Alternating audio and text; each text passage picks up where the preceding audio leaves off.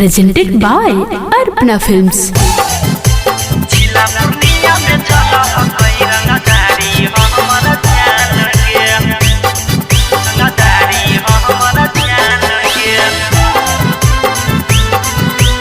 Arpana Recording Studio, Nalanda. छोटू रंगीला नाम brand है जाना है पूरा जवान के। छोटू रंगीला नाम बरांड है जाना है पूरा जवान के। जिला पूर्णिया में चला है कहीं रंगदारी हमारा जान गया। जिला पूर्णिया में चला है कहीं रंगदारी हमारा जान गया।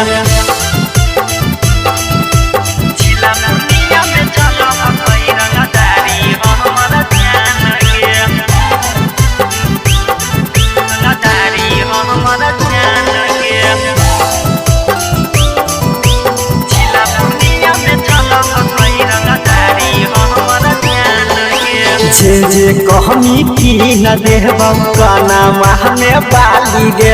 ओठावा में लगा दे खातिर लाला का ओठा लाली गे।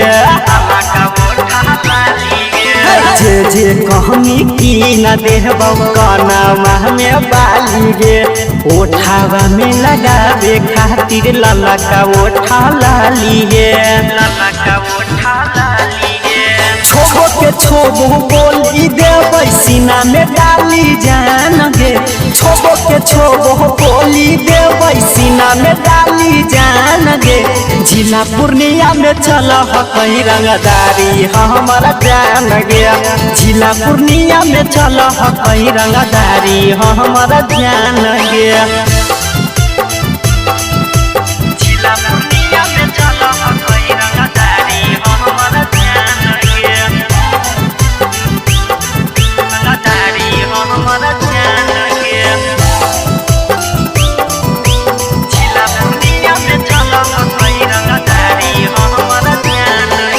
लेके 20 साल तोरेला भरवा रहा है 24 घंटा गे।